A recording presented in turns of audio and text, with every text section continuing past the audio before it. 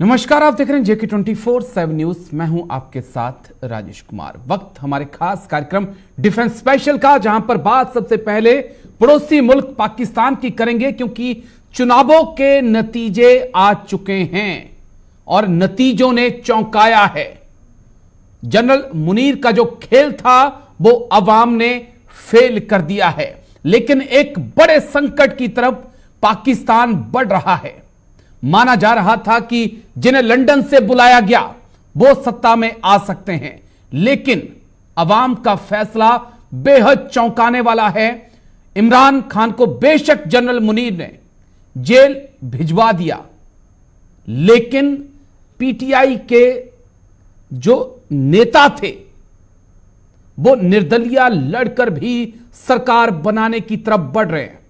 यह बहुत बड़ा उलटफेर है और एक क्या संदेश पाकिस्तान की आवाम ने जनरल मुनीर को और पाकिस्तान के नेताओं को भेजा है, इसे समझेंगे। और क्या कुछ पाकिस्तान के अंदर हो सकता है? क्या निर्दलीय ही सरकार बनाएंगे या निर्दलीय किसी पार्टी को तोड़कर अपने साथ मिलाएंगे? बहुत कुछ इस वक्त पाकिस्तान के अंदर हो रहा है। खबरें यहां तक भी आ रही हैं कि चुनावों में हेराफेरी के आरोप लगे हैं और हिंसा का दौर शुरू हो चुका है और गृह युद्ध की तरफ पाकिस्तान बढ़ सकता है।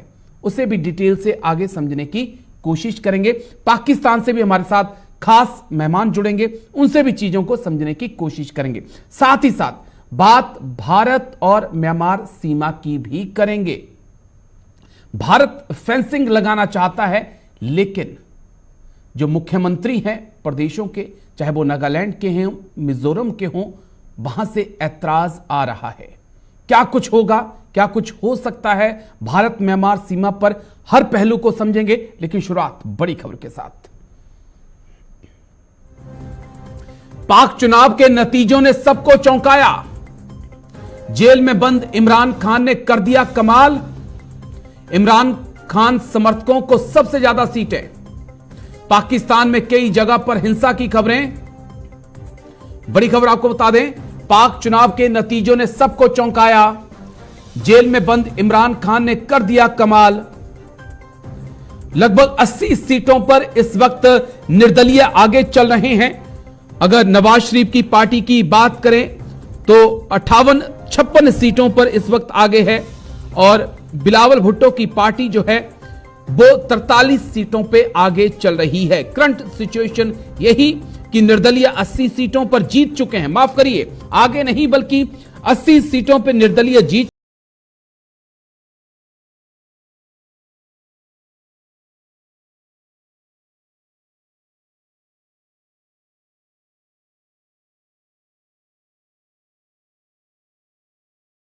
पर जीत चुकी है।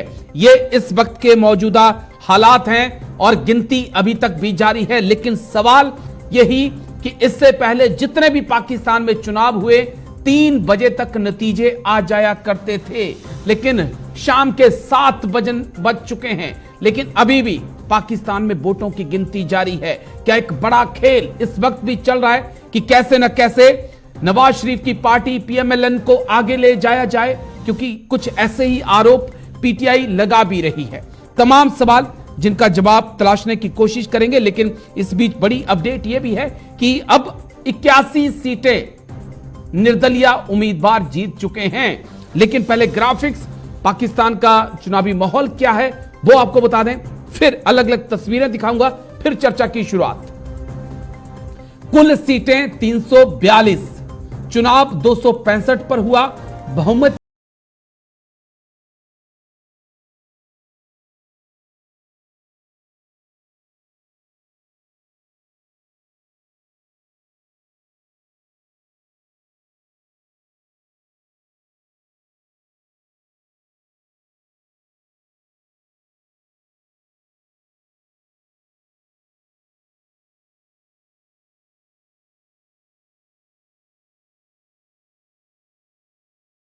दबा है। पंजाब प्रांत की बात करें, पाकिस्तान तहरीक इंसाफ पार्टी का, खैबर पख्तूनख्वा में भी पीटीआई का और बलूचिस्तान में मिले जुले नतीजे सामने आते रहे हैं।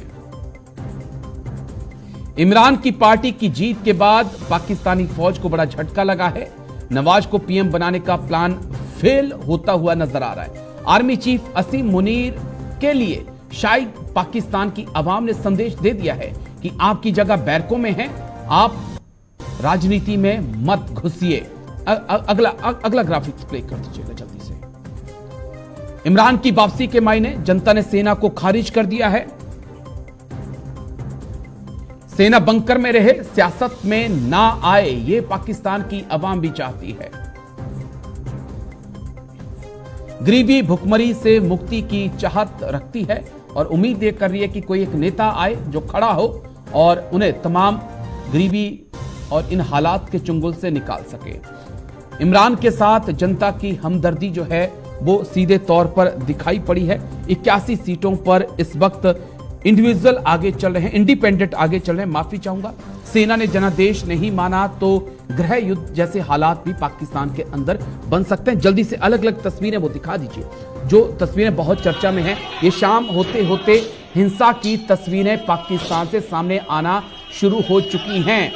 चुनावों में धांधली के आरोप लग रहे हैं। पीटीआई का कहना है कि पीएमएलएन किसी भी हद तक जाकर जो है वो हेराफेरी करना चाहती है और ये पाकिस्तान के अंदर की तस्वीरें शाम होते होते जबरदस्त जो है हिंसा की तस्वीरें। और ये तस्वीर देखिए पोलिंग बूथ के अंदर किस प्रकार से पाक आर्मी और पाक पुलिस जो है, रेंजर्स जो हैं वो हाथापाई करते हुए भी नजर आए। काउंटिंग के वक्त भी हेराफेरी करने की लगातार कोशिशें की जा रही हैं, मार्जिन को कम किया गया है। ये देखिए, ये भी पाकिस्तान की तस्वीर है।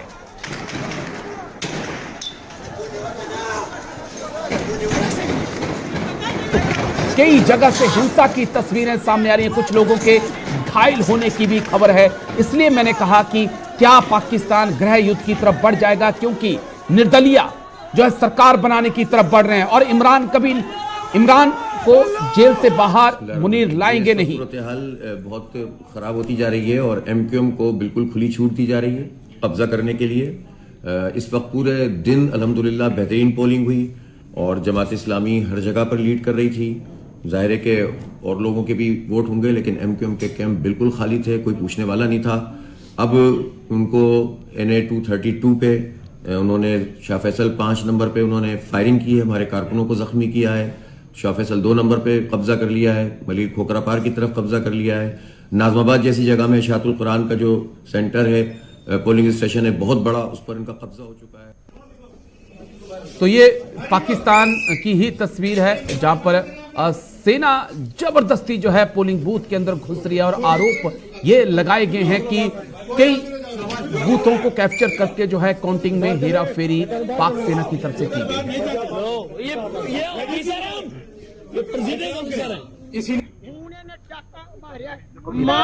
पूर्व पीटीआई के नेता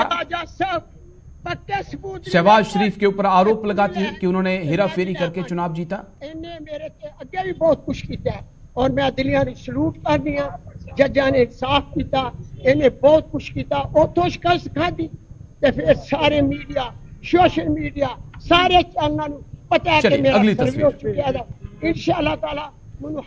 तो चलिए, बहुत कुछ इस वक्त पाकिस्तान में हो रहा है। 81 सीटें जो हैं निर्दलीय जीत चुके हैं। जो अपडेट है 57 सीटों पर जो है नवाज शरीफ की पार्टी पीएमएलएन आगे चल रही है और 4P बिलावल भुट्टो की पार्टी जो है वो 44 सीटों पर आगे चल रही है।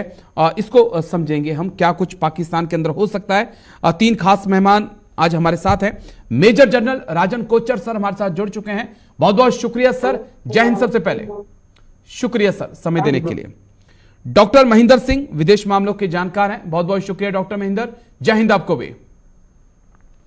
और मुजाहिद जाफरी वरिष्ठ पत्रकार पाकिस्तान से, बहुत बहुत शुक्रिया मुजाहिद जाफरी भाई, शुक्रिया समय देने के लिए। जय हिंद आपको भी। थैंक यू मुजाहिद जाफरी भाई। सबसे पहले मैं आप ही के पास आऊंगा क्योंकि पाकिस्तान में आप ही मौजूद हैं। 81 सीटों पर इस वक्त निर्दलीय उम्मीदवार आगे चल रहे हैं। पीएमएलएन की बात करें तो 57 सीटों पर, बिलावल भुट्टो की पार्टी की बात करें 44 सीटों पर। शायद इससे पहले किसी भी लोकतांत्रिक देश में ऐसा नहीं हुआ होगा कि कोई पार्टियां पीछे हों और निर्दलीय उम्मीदवार आगे हों। एक संदेश पाकिस्तान की आवाम ने दे दिया है कि वो इमरान खान को ही पसंद करते हैं। कैसे इससे हटकर हम तस्वीरों को देखें, मुजाहिद जाफरी। जी बहुत शुक्रिया। सबसे पहले तो आपने मुझे वक्त दिया, तो सबसे पहले तो मैं ये बात करूंगा कि कल तक आपसे मुराद इंडियन मीडिया ये प्रोपेगेट कर रहा था जी कि चीफ ऑफ आर्मी साहब जो है वो नवाज शरीफ को प्राइम मिनिस्टर बना रहे हैं और वो चौथी दफा अपनी सीट पर बैठ रहे हैं और आर्मी कंट्रोल कर रही है इस मुल्क को, इसलिए नवाज शरीफ जीत रहे हैं। बहुत ज्यादा प्रोपेगेशन हो रही थी। तो मैंने कल भी कहा था कि अगर कल को नवाज शरीफ ना बने तो आपकी ये प्रोपेगेशन जो है, आपके सारे अंदाजे कहाँ जाएंगे। तो जैसा मैंने कहा था बिल्कुल वैसा ही हुआ है। शायद मेरे साथ आप कल नहीं थे। जी नवाज शरीफ के चांसेस नहीं रहे प्राइम मिनिस्टर बनने के। तरफ आप देखें तो इमरान खान को पाकिस्तान की अवाम ने एक उन पर बड़े एतमाद का इजहार किया है। हालांकि वो जेल में बंद है मुख्तलिफ मुकदमात में, और वो उनकी पार्टी भी डायरेक्टली इलेक्शन कंटेस्ट नहीं कर रही है, एज इंडिपेंडेंट उन्होंने इसमें हिस्सा लिया है। और पाकिस्तान की अवाम बहुत ज्यादा उन्होंने हमदर्दी का वोट दिया है इमरान खान ने। इमरान खान के साथ जो कुछ इमरान को फेस करना पड़ा है इस सारे प्रोसेस के दौरान, तो उनकी हमदर्दी का वोट काफी बड़ा है, इसीलिए उनका वोट बैंक भी ज्यादा हुआ है। और जो सीटें उन्होंने ले ली हैं, अब सीटें तो उन्होंने ले ली हैं काफी, लेकिन असल मसला है असेंबली में जाके। इंडिपेंडेंस के लिए गवर्नमेंट बनाना एक मुश्किल काम है जब तक वो किसी पार्टी की शक्ल में ना आ जाए। और पाकिस्तान तहरीक इंसाफ जो है वो ऐसा असेंबली में है नहीं। तो अब ये एम्बिग्यूटी है कि इंडिपेंडेंट मिल के कैसे गवर्नमेंट बनाएंगे, क्या ये कोई नई पार्टी फॉर्म करेंगे, क्योंकि पीटीआई के इंट्रा पार्टी इलेक्शन जो है वो अब तक नहीं हुए हैं। तो दूसरी सूरत यह है कि वो इंट्रा पार्टी इलेक्शंस करवाएं और उसके बाद वो अपनी पार्टी ज्वाइन करके तो अपनी गवर्नमेंट बनाएं। लेकिन गवर्नमेंट बनाने के लिए भी उन्हें जितने वोट्स, जितनी सीट्स दरकार है वो उनके पास नहीं है। तो मेरा ख्याल है कि कोलिशन गवर्नमेंट बनेगी, और अगर कोलिशन गवर्नमेंट बनी तो मेरा ख्याल है कि पाकिस्तान में आसिफ अली जरदारी से बेहतर कोलिशन गवर्नमेंट बनाना कोई नहीं जानता। मैं दो तीन चीजें जो आपसे मुजाहिद जाफरी भाई, पाकिस्तान पीपल्स पार्टी का वजीर आजम बन जाए। मुजाहिद जाफरी भाई 81 सीटें जीत चुके हैं, 193 पे नतीजे अभी सामने आए हैं, अभी कुछ और सीटें 265 पे आने हैं, तो 193 के ही नतीजे सामने आए हैं। 81 निर्दलीय जीत चुके हैं, यानी कि लगता है कि खींच खांच के 100 तक तो निर्दलीय पहुंच सकते हैं, उसके बाद फिर उन्हें जरूरत होगी। जाफरी भाई जी बिल्कुल यही अर्ज कर रहा हूं कि अगर वो इंडिपेंडेंट 100 तक जैसे आप फरमा रहे हैं सीटें ले जाते हैं जी, तो फिर मुश्किल उनके लिए ये है गवर्नमेंट बनाने के लिए कि वो एक पार्टी की शक्ल में, और जब उनकी वो एक पार्टी की शक्ल में नहीं है तो ये भी चांसेस हैं, क्योंकि जो इंडिपेंडेंट जीता है वो किसी पार्टी, कोई पार्टी उसको बाउंड नहीं कर सकती कि वो एक तरफ से दूसरी तरफ या दूसरी पार्टी ज्वाइन नहीं कर सकता। तो जो इंडिपेंडेंट जीते हैं ये उनकी कुल्ली इख्तियार होगा कि वो किसी और पार्टी को ज्वाइन करते हैं या बीच में रह के इमरान खान की पार्टी को दोबारा पार्लियामेंट में इंट्रा पार्टी इलेक्शंस के बाद लाकर फिर गवर्नमेंट फॉर्म करते हैं। लेकिन ऐसी सूरत में भी उनके लिए गवर्नमेंट फॉर्म करना खासा मुश्किल है, क्योंकि देखें उनके पास जो मतलूबा हदफ है, अगर वो 100 भी जीत जाते हैं तो 33 सीट्स आपके बकौल फिर बाकी रह जाती हैं, और उनके लिए इस वक्त 33 सीट्स पूरी करना असेंबली में बाकी और जमातों को मिलाकर खासा मुश्किल है। जबकि पीटीआई कह रही है कि वो किसी सूरत भी पीएमएलएन और पीपल्स पार्टी से अलायंस करके गवर्नमेंट नहीं बनाएंगे। ये तो ऐसी सूरत में गवर्नमेंट जो है कोलिशन गवर्नमेंट का ही चांस नजर आ रहा है मुझे। ठीक है सर, मैं आता हूं आपके पास, फिर आता हूं मुजाहिद जाफरी भाई।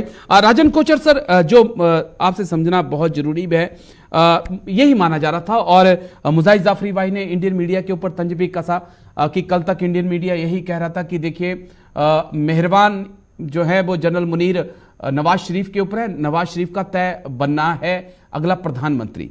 लेकिन जो आज जिस प्रकार से अवाम ने कल वोट किया और जो आज सीटें पीटीआई को मिली हैं, क्या संदेश अवाम ने पाकिस्तान आर्मी को दिया है और नेताओं को दे दिया है? राजेश जी, जो मेरी रीडिंग है सिचुएशन की पाकिस्तान में, जो हमने कल रात को जो इंडिकेशंस देखी थी जिसमें पीटीआई एक लैंडस्लाइड विक्ट्री की तरफ जा रहा था। ऑलमोस्ट 2/3 मेजॉरिटी का ओके इम्कान था उस टाइम पे। तो अभी जो आज वोटिंग में डिले हुआ है, एक चीज। बिल्कुल सर। दूसरी चीज, आपने देखा कि पाकिस्तान में इंटरनेट बंद हो गया था।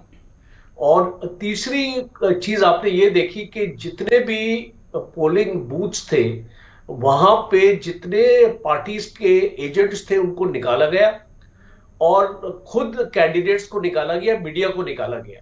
और फिर उसके बाद हमने एक दूसरा ट्रेंड देखा पाकिस्तान में कि ये जो लैंडस्लाइड विक्ट्री हो रही थी पीटीआई की, इसके ऊपर एक अंकुश किया गया।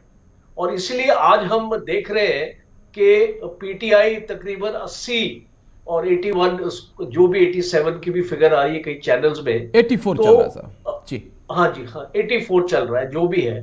तो वो 84 तक पहुंच गए हैं। और अगर आप पीपीपी और इसको नवाज शरीफ की पार्टी को अगर आप इसको मिला ले तो वो 100 का आंकड़ा पार कर गए जी। और अभी जो एक क्लियर इंडिकेशन आ रही है, और आप मैं कई पैनलिस्ट को सुन रहा था दूसरे टीवी चैनल में कि ये पाकिस्तान की फौज की बहुत बड़ी हार है और इस इलेक्शन में पाकिस्तान फौज हार चुकी है।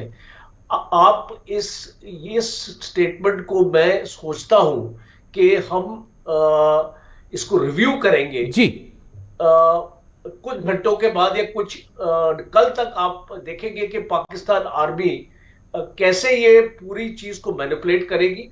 और आप देखेंगे कि जितने भी इंडिपेंडेंट्स हैं अब ये खरीद फरोश होगी। ओके इनको खरीदा जाएगा पार्टीज, और अगर इनको नहीं खरीदा जाएगा तो पाकिस्तान की फौज इंश्योर करेगी कि ये अपने आप जो कोई पार्टी के साथ अलाइन करे। और एक कोलिशन गवर्नमेंट का एक रुख आ रहा है। मैं जाफरी साहब से सहमत हूं कि अभी आने वाले वक्त में हम देखेंगे कि नवाज शरीफ और बिलावल भुट्टो हाथ जोड़ना पड़ेगा। अभी उनकी ये मजबूरी है जी, क्योंकि इसको वैसे तो वो हाथ नहीं जोड़ते, लेकिन अभी फिलहाल तो ऐसा लग रहा है जी सर, मिलाना पड़ेगा। लेकिन जो मौजूदा सीटें हैं अगर दोनों साथ में भी आ जाते हैं तो नहीं लग रहा है कि सरकार बना सकते हैं। तोड़ना पड़ेगा, किसी ना किसी को मिलाना पड़ेगा। अब मैं डॉक्टर महेंद्र सिंह आपके पास आऊंगा, लेकिन उससे पहले मुजाहिद जाफरी भाई, मेजर जनरल राजन कोचर साहब ने एक बड़ा अहम पॉइंट कहा और कल रात 11-12 बजे तक यही चल रहा था कि पीटीआई बहुत मजबूती से आ रही है। उसके बाद एकाएक सुबह आते आते ऐसा क्या हो गया कि पता चला कि नहीं, टक्कर जो है वो अब 18 और 19-20 की रह गई है। क्या इसके बीच में कोई गेम हुआ? और एक पॉइंट और भी कि पाकिस्तान के चुनावों के नतीजे 3 बजे तक आ जाते थे, लेकिन पहली बार ऐसा भी हो रहा है कि 7:30 होने को आए हैं लेकिन अभी भी गिनती जारी है। मुजाहिद जाफरी भाई जी, ऐसा नहीं है कि पहले पाकिस्तान के नतीजे 3 बजे तक आ जाते थे। हमेशा नतीजे लेट हुआ करते हैं, काउंटिंग लेट हुआ करती है। और जहां तक मेजर जनरल साहब ने फरमाया कि पाकिस्तान में उन्हें कोलिशन गवर्नमेंट ही नजर आ रही है, तो मेरा भी ख्याल यही है। और मैं ये बता दूं कि इससे पहले भी पाकिस्तान पीपल्स पार्टी और मुस्लिम लीग नवाज, ये दोनों मिलकर इमरान खान को जब उन्होंने पार्लियामेंट से वोट ऑफ नो कॉन्फिडेंस किया है तो उसके बाद दोनों ने हाथ मिलाकर 1.5 साल गवर्नमेंट चलाई है, जिसमें मियां मोहम्मद शहबाज शरीफ प्राइम मिनिस्टर रहे हैं और बिलावल भुट्टो जरदारी जो है उनके फॉरेन मिनिस्टर थे। तो ये पहली बार ऐसा नहीं होगा कि वो मजबूरन हाथ मिलाएं। उनको बहरहाल पहले भी उनका तजर्बा है। दूसरी बात यह है कि जो आप फरमा रहे थे कि दोनों पार्टीज मिलकर भी उन्हें किसी और को साथ मिलाना पड़ेगा, तो मैं आपको बताऊं कि बलूचिस्तान में बाप पार्टी है, एमक्यूएम है और कुछ और छोटी पार्टीज हैं, आईपीपी है। सो ये आईपीपी में जो अब्दुल अलीम खान और जहांगीर तरीन जिसको चला रहे हैं, तो वो उन्होंने भी 7 सीटें जीती हैं। तो अगर बाकी सीटें कंबाइंड सब मिल जाएं जी तो ये गवर्नमेंट फॉर्म कर सकते हैं। ऐसी सूरत में जो पीटीआई है या इंडिपेंडेंट्स है उनको ऑपोजिशन में बैठना पड़ जाएगा। ठीक है सर, चलिए डॉक्टर महेंद्र जल्दी से मैं आता हूं।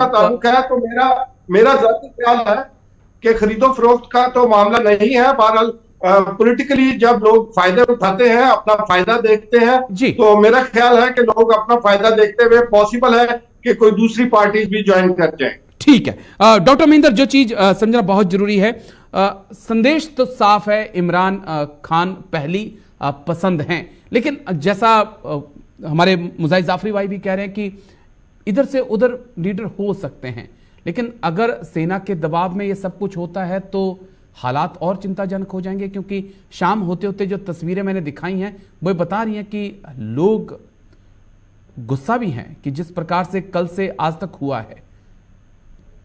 देखिए राजेश जी, दो बातें हैं इस चुनाव से, और जो सबको एक तरीके से पूरी पाकिस्तानी आवाम को और बाहर के लोगों को भी समझ में आ रहा था। पहला जी, कि इमरान खान पाकिस्तान के इतिहास में सबसे लोकप्रिय एक राजनेता के रूप में उभरे हैं, और एक ऐसे राजनेता के रूप में लोकप्रियता उन्होंने हासिल की जिसने वहां की फौज की को एकदम बेनकाब कर दिया है। जी, पहली बात।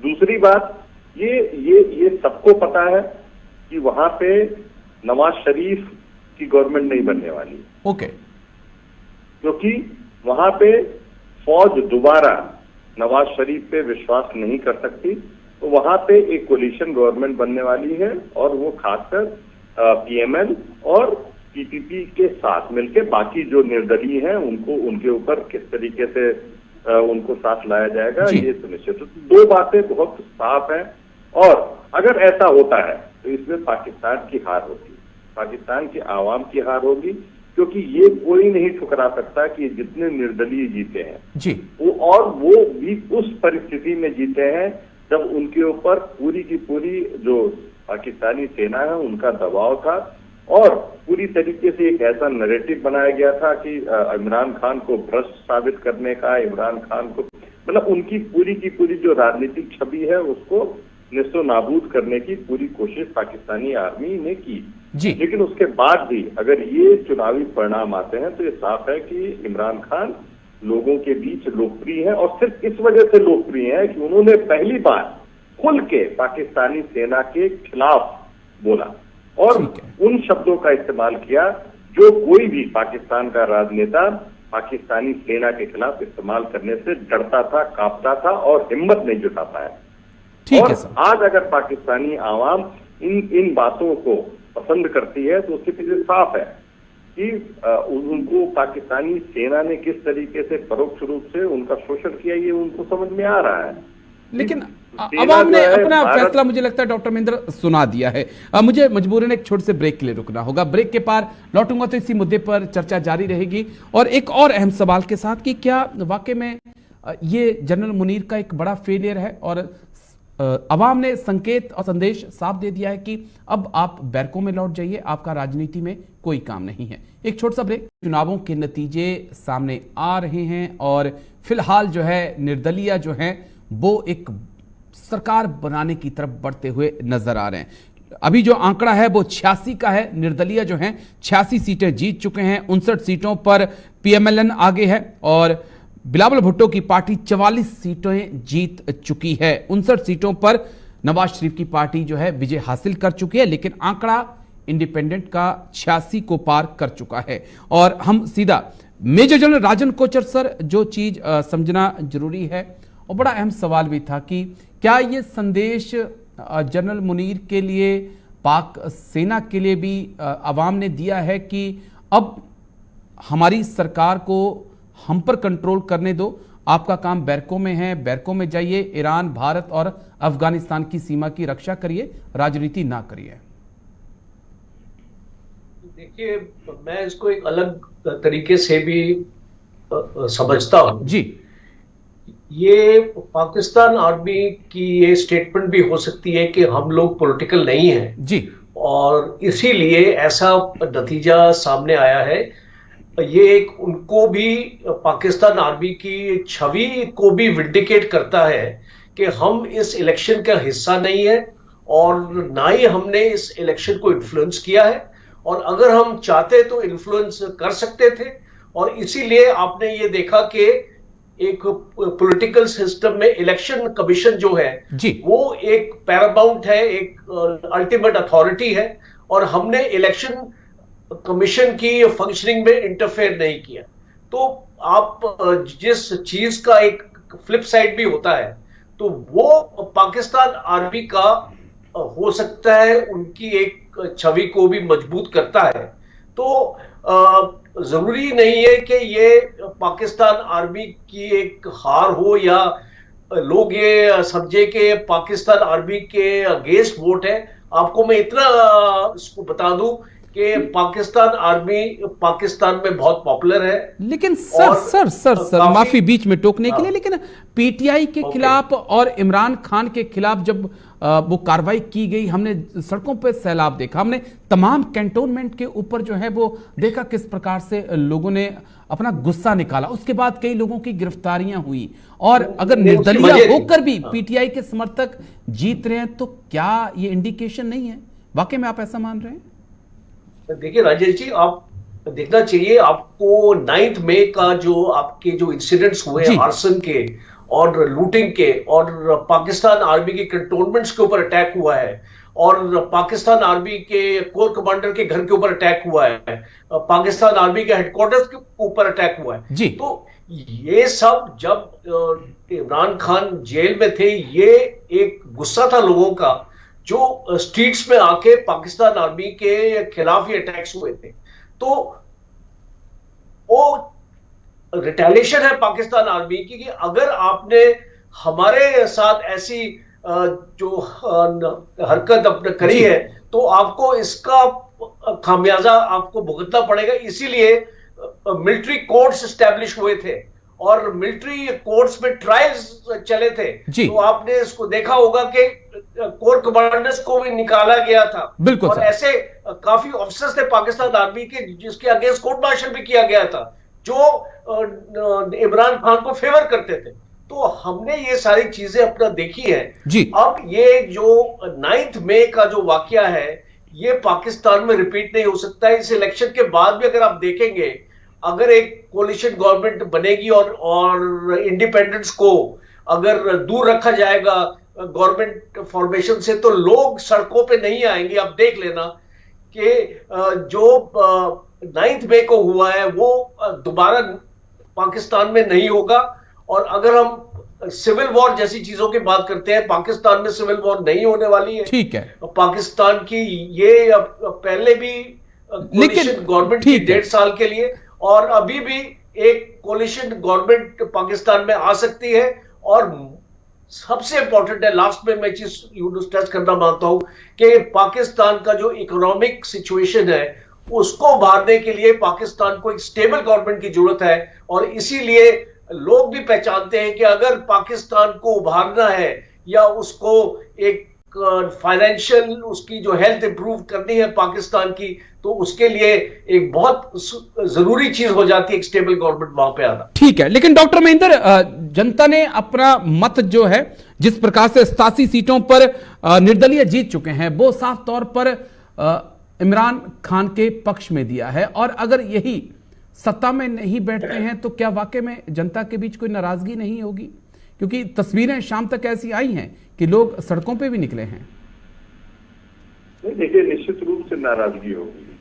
और जिस तरीके से जो पाकिस्तान में जो पाकिस्तानी सेना का जो इकबाल था जी, वो मई की घटनाओं से, खासकर जब वहां के लाहौर के कोर कमांडर के घर पे घुस गई जनता, उसी दिन खत्म हो गया। ओके। और इसके पक्ष में तमाम ऐसे वहां के जो आर्मी के वेटरन्स भी हैं, आर्मी में जो वहां करप्शन है, जिस तरीके से जो पूरा का पूरा एक बिजनेस खड़ा कर लिया है, जो भूतपूर्व जनरल्स हैं वो एक तरीके से बिजनेस टाइकून्स बन गए हैं। तो ये लोगों को बर्दाश्त से बाहर हो रहा है, खासकर ऐसे समय में जब लोग खुद आर्थिक तंगी से, जो एक तरीके से जो इकोनॉमिक स्लो डाउन है वहां पे, एक तरीके से कहिए कि जो है आर्थिक मंदी का जो दौर गुजर रहा है, उससे लोग तंगे हाल हैं, तो वो फिर एक रिलेटिव डिप्रिवेशन की बात होती है और ऐसा ही माहौल बनता है जब जो है लोग चुनौती देने लगते हैं सत्ता को। और पाकिस्तान में ऐसा हो सकता है, लेकिन कोशिश मुझे लगता है कि पाकिस्तानी आर्मी की कोशिश होगी कि वो किसी तरीके से एक कोलिशन गवर्नमेंट को खड़ा करे, खासकर नवाज शरीफ के नेतृत्व में, जिसमें पीपीपी भी हो और उसके साथ तमाम ऐसे दल हो, और उसमें एक बड़ा चंक इन निर्दलीय का हो, जो जिनको या तो दबाव में या उनको जिस तरह से भी उनको अपने साथ लाया जाए। और क्योंकि अगर आप देखिए वहां केवल 135 जो है मत चाहिए जो है वहां पे मेजॉरिटी के लिए, और मुझे लगता है कि कोशिश यही होगी कि वो किसी तरीके से हासिल हो जाए। और आप जो है लेकिन जैसा आपने प्रश्न पूछा कि इनको अगर बाहर करते हैं, तो मुझे लगता है कि अब ये फिर एक चिंताजनक बहुत देर हो गई है जी कि उसको दबाया जा सके इस तरीके से के जनमत को, खासकर। ठीक है, जनता ने अपना मत दे दिया डॉक्टर महेंद्र।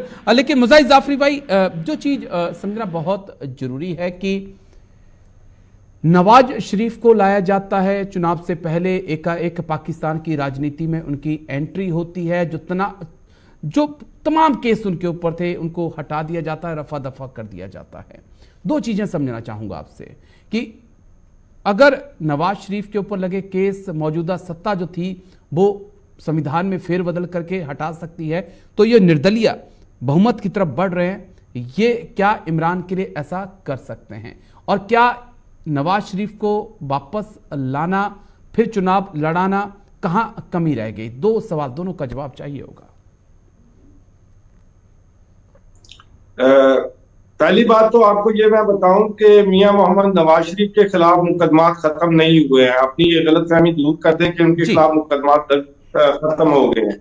वो ऑर्डिनेंस थे, नैब ऑर्डिनेंस था, जो ऑर्डिनेंस खत्म किया गया है। ये कानून भी नहीं था। ऑर्डिनेंस आपको पता है एक ऑर्डर से आते हैं और दूसरे ऑर्डर से चले जाते हैं। जहां तक रही कि नवाज शरीफ को वापस लाया गया, तो मेरे भाई कोई भी पॉलिटिकल लीडर हो, ये उसका राइट है कि वो अपने मुल्क में आकर अपनी पॉलिटिक्स को प्रैक्टिस कर सके, और उसी के लिए मियां मोहम्मद नवाज शरीफ वापस लाए गए थे।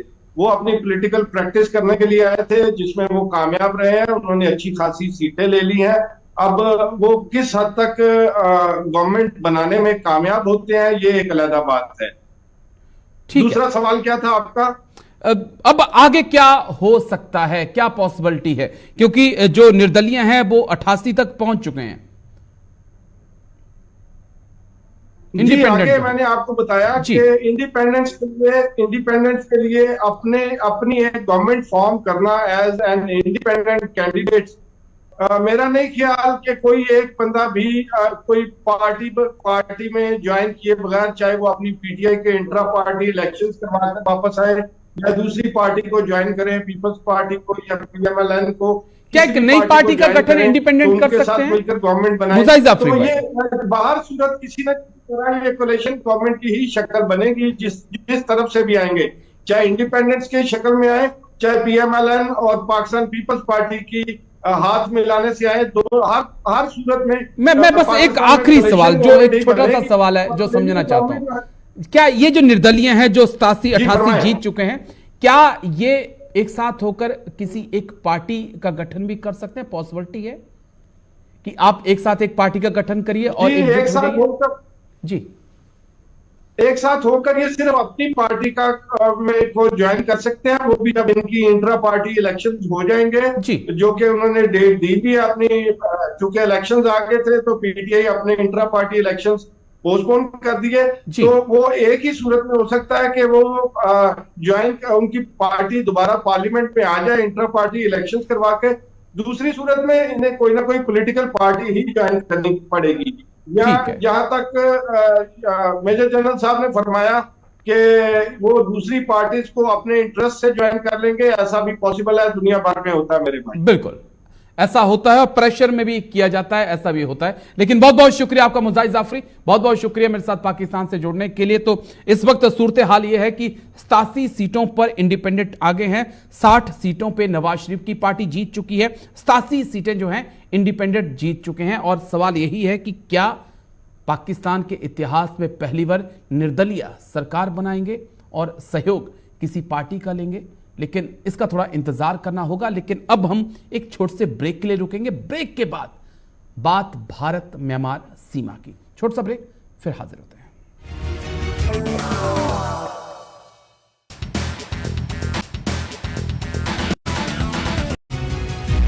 ब्रेक के बाद आपका स्वागत है। एक नजर इस वक्त की बड़ी खबर पर, फिर सीधा एक्सपर्ट्स के पास चलेंगे। भारत म्यांमार के बीच का बॉर्डर किया गया सील। भारत म्यांमार के बीच फ्री मूवमेंट रिजीम हुई खत्म।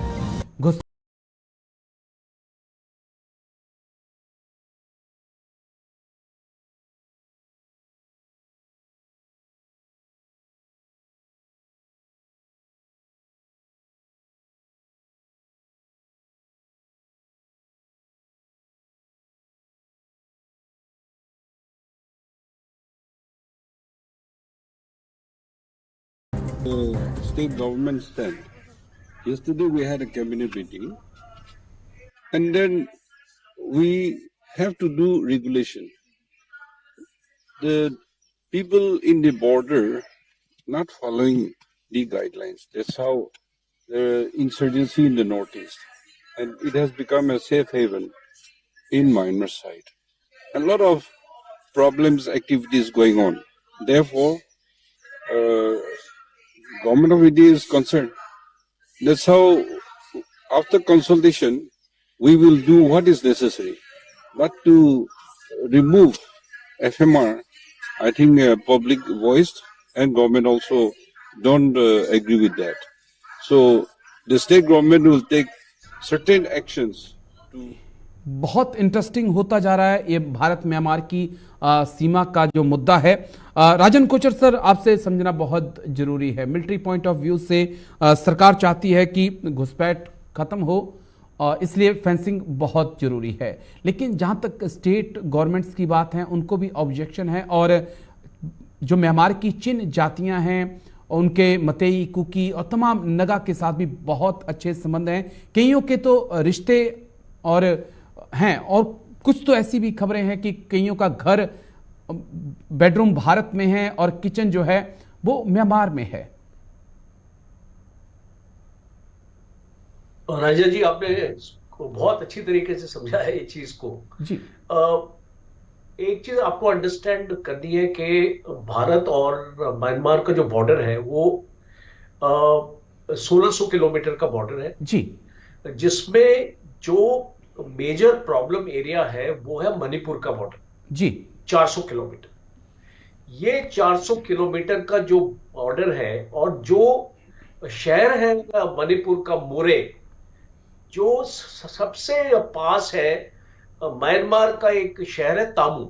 ओके। और मोरे और तामू के बीच में सबसे कम फासला है, और इसीलिए 1960 में एक 40 किलोमीटर का फ्री पैसेज का एक एग्रीमेंट था जी, जो 2004 में आपने 40 किलोमीटर से उसको कम करके 16 किलोमीटर पे ले आए।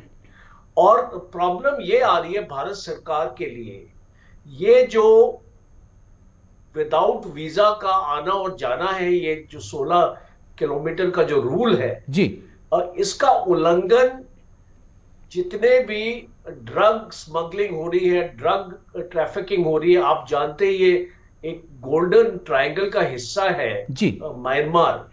और ये पूरी ड्रग ट्रैफिकिंग अभी मणिपुर के इलाकों में हो रही है और मिजोरम के इलाकों में हो रही है ज्यादा तौर पे।